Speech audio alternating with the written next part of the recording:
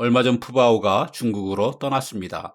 정말 많은 사람이 아쉬워했고 신드롬이라고 할 만한 판다 열풍이 불었습니다.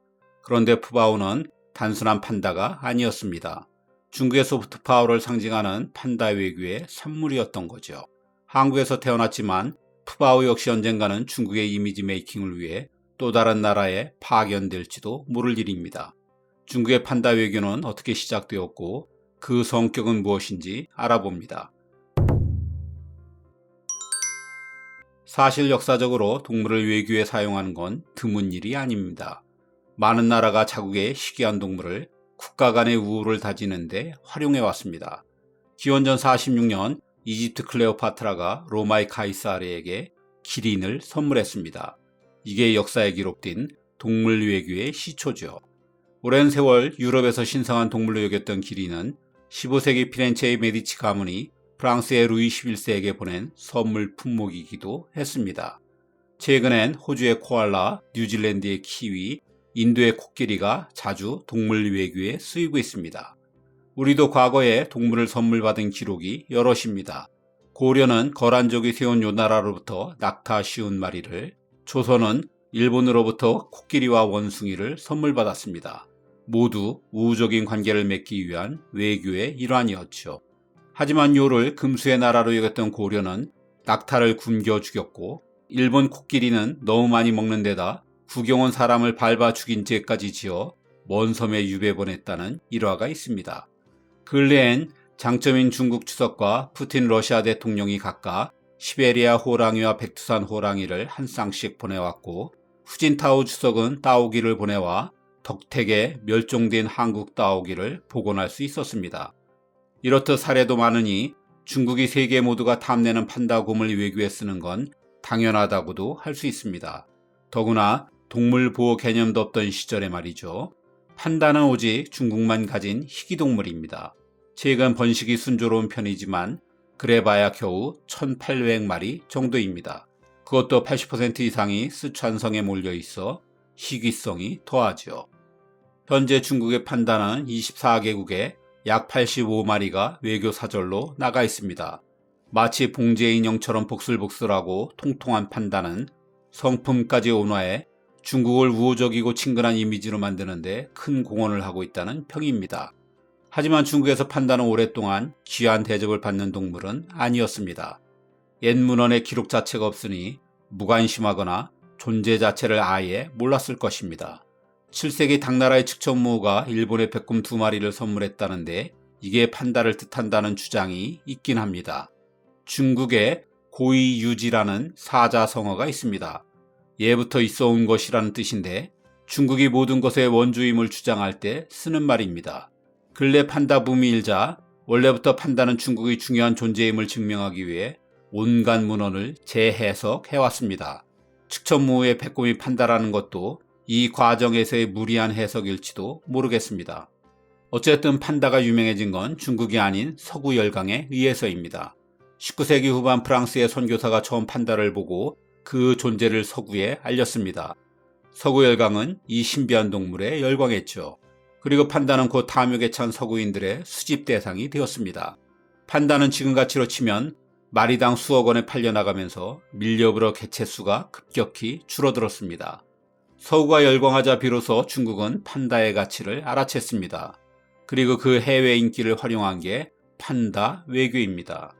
현대식 판다 외교의 시작은 1941년입니다. 국민당 정부를 이끌던 장개석 총통이 중일 전쟁 때 중국을 지원한 미국의 감사의 표시로 판다 한 쌍을 기증했습니다.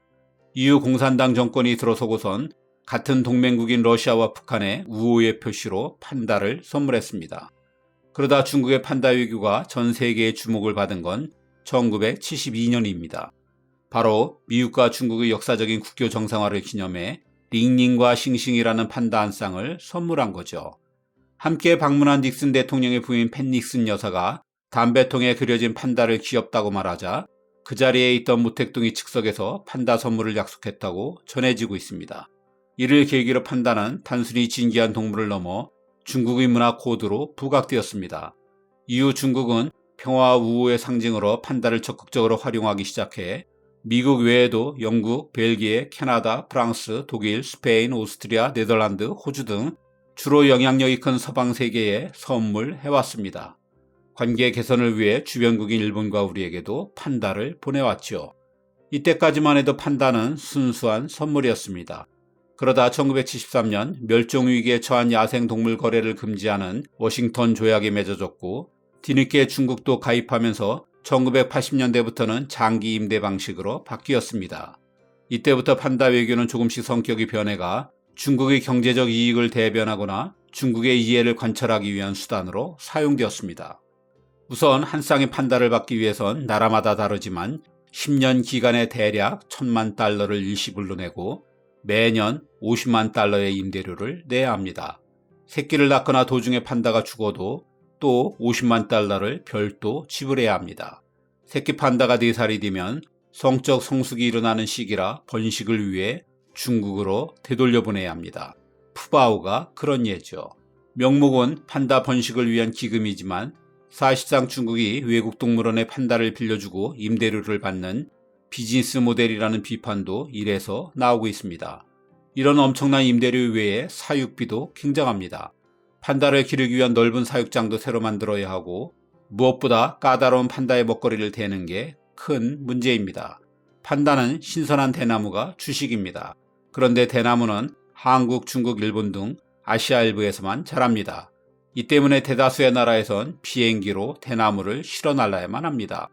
싱싱하지 않은 대나무 잎은 잎도 되지 않으니 신선도를 유지하기 위해선 한꺼번에 많은 양의 대나무를 가져올 수도 없습니다. 2016년의 말레이시아 조사에 의하면 10년간 판다 한 쌍을 키우는데 임대료 포함 총 420억 원이 든다고 합니다. 이는 그간 최고였던 코끼리 사육비의 5배입니다. 사육하는데 판다가 압도적으로 가장 비싼 동물이라는 얘기죠. 이만하면 사실 웬만한 나라는 중국이 판다를 줘도 키울 수가 없습니다. 우리도 한중 수교 기념으로 받은 판다를 외환위 위기 때 비용을 감당하지 못하고 4년 만에 돌려보낸 적이 있습니다. 핀란드도 코로나로 관광객이 감소하자 판다를 조기 반환해 버렸습니다.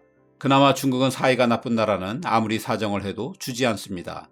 늘 국경 분쟁 중인 인도가 대표적입니다. 인도는 12번이나 판다를 요청했지만 모두 거절당했습니다. 유상임대로 전환하면서 중국의 판다 외교가 갖는 의미도 계속 변하고 있습니다. 요즘에 중국은 판다를 노골적으로 경제적 이해관계에 맞추어 대여하고 있습니다. 프랑스와 호주는 핵 관련 장비를 중국에 판 직후에 스코틀랜드는 무역협정을 맺은 후에 판다를 받을 수 있었습니다. 이런 사례가 잦아지자 요즘엔 이를 빗대 판다노믹스라는 용어가 만들어지기도 했습니다. 그나마 지금은 판다 외교는 가고 사실상 늑대 외교 시대라고 말하기도 합니다. 경제 발전으로 자신감이 하늘을 찌르면서 2017년께부터 중국은 전랑 외교를 내세우고 있습니다. 전랑은 중국에서 큰 인기를 끌었던 애국주의 영화 제목입니다. 판다 같은 평화가 아니라 늑대 같은 힘을 앞세워 외교를 하겠다는 의미입니다. 비용도 많이 들고 지나친 간섭도 불만이지만 판다는 여전히 많은 나라가 중국으로부터 받고 싶어하는 선물입니다. 가는 곳마다 판다 붐이니 그 정도 비용은 감당할 가치가 있다는 거겠지요. 이 점을 누구보다 잘 아는 중국이 늑대와 판다를 능수능란하게 함께 활용하는 걸 보면 참 영악하다 싶기도 합니다. 판다는 국제 파워게임의 수단으로 이용되면서 그 친근한 의무와 달리 세상에서 가장 센 정치적 동물이 되었습니다.